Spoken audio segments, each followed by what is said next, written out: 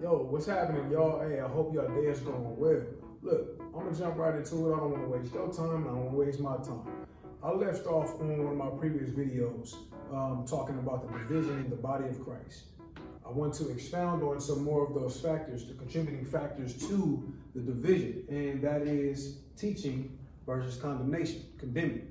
We as a body of believers, we tend to not only condemn each other, but we condemn the lost. We condemn those that are not even in the body, those that are new to the body, those that are still coming into the knowledge. We oftentimes, instead of teaching them through wisdom and obviously educating them, which is going to produce the helpfulness, we judge them. Then after we judge them, we criticize. And then after that, it results in discouragement, causing them to turn away from God, have a different perception or the wrong perception of who God is. Because we as a church, we fail to realize at times that we are amongst, for lack of better terms, we are the first or greatest representation of who God is. We're the church, we're the body of Christ. So we represent who God is as a people. And when we do these things, this is always the result. Always. That stops people from wanting to learn about God themselves because they just got an image of who God is through us. So we, as a body of believers, have to stop doing this. And I kind of want to stay right here for a brief second. An observation and a judgment is two totally different things.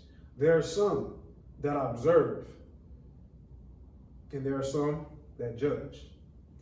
The difference is the observation is based off what you presented. Now, it's still the same thing for the judgment, but the judgment is this. After I observed you, I decided to assume what I think you are or what you are in my eyes, instead of just leaving the observation as the observation. Case in point, I know that the way we dress in the church is often addressed. The way we I know that's just a big topic. So I'll just stay there instead of just trying to go through all the other ones. So that is a big topic. And oftentimes, for those that are educated and understand the importance of why we should dress a certain type of way, I'm not talking about always wearing suits and I'm not saying that. All I'm saying is oftentimes there is there's just this misunderstanding and this tension and friction about dress code.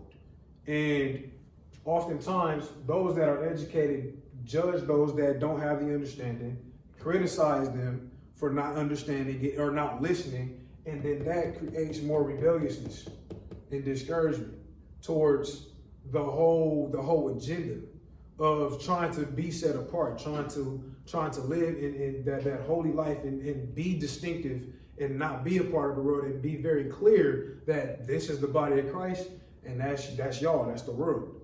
So what we have to do in those situations in regards to dress code and many other things that has this friction, this tension or misunderstanding, those that are wise, those that have, let me rewind. Wisdom is knowledge applied.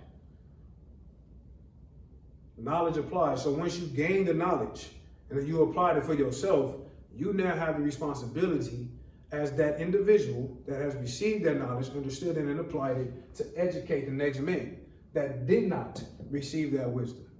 When you begin to do that, this is the result. It helps them. And when that individual comes into the knowledge, they educate the next man, and so on and so forth. It's a cycle. It's a whole cycle. So what we do also have to understand is when somebody is educating you, I have to go there for a second to the receiver. When somebody is educating you as the receiver of the knowledge, you also have to be open to understanding and listening and not being so closed off because of your adamant desire to do what you want to do, that you have closed off the greater good for your own good. I hope that makes sense. But at the end of the day, this is what we have to stop doing as a body of believers. We have to stop condemning because we do not hold that place of condemnation. I don't have a heaven and hell to put you in. You don't have a heaven and hell to put me in. That is only for God to do. All we must do is, like the word says, plant the seed. That individual is going to water, and God is going to give the increase. All we have to do is worry about doing what we're supposed to do at the end of the day. So, again, to us that are in the body of Christ, we have to understand the greater good and the overall agenda, which is to expand God's kingdom, to win souls, continue to build the body. When we do, we can only do that by this teaching. That's the only way. And everybody that is being taught has to be able to receive what's being taught. Because sometimes the things that are being taught is always, or in some cases, not what you want to hear, but it's food for you. It's necessary for you to know, for you to hear, and for you to go home and eat that food. You know what I'm saying? For you to apply that knowledge, that wisdom that was just poured into you. So it goes both ways, you know, the giver and the receiver. If I'm giving the knowledge, you also have to be willing to receive it. If you're not willing to receive it, I'm left no choice. But what you do not want to do at the end of the day, as the giver, is resort to this.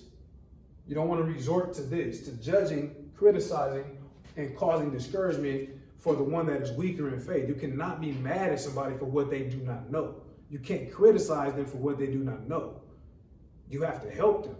That is the overall agenda. When you do not do that, when we do not do that, again, we are hurting ourselves as the body of Christ. We are not doing what he said. He said, train up a child in the way that they should go. Of course, we're talking about kids, but at the end of the day, the mind of a child, it's about the mind. The mind of a child is immature. Not because they just play too much, or it's because they don't know. They're lacking knowledge.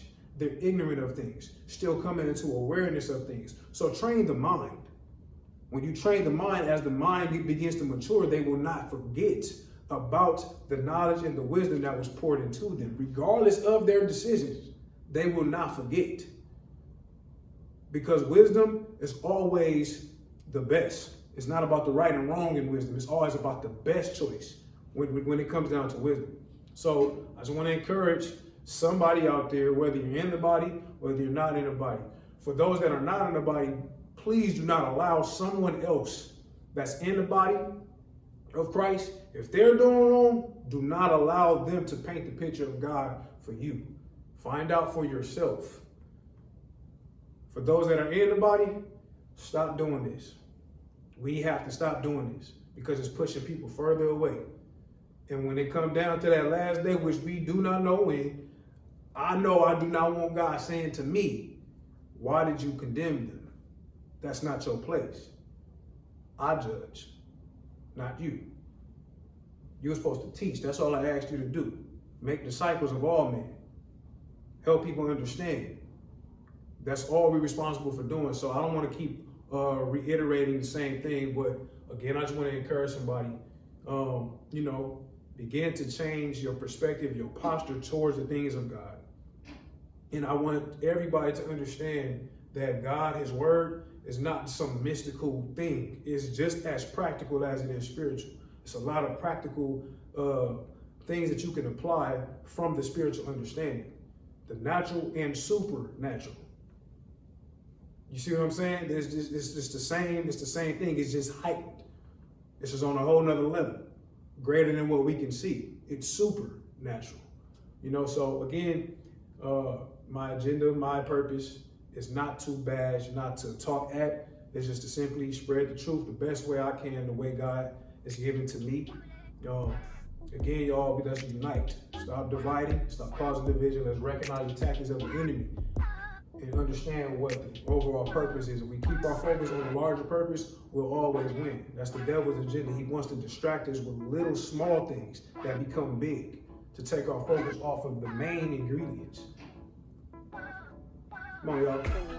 We better than this. All right. Have a good one.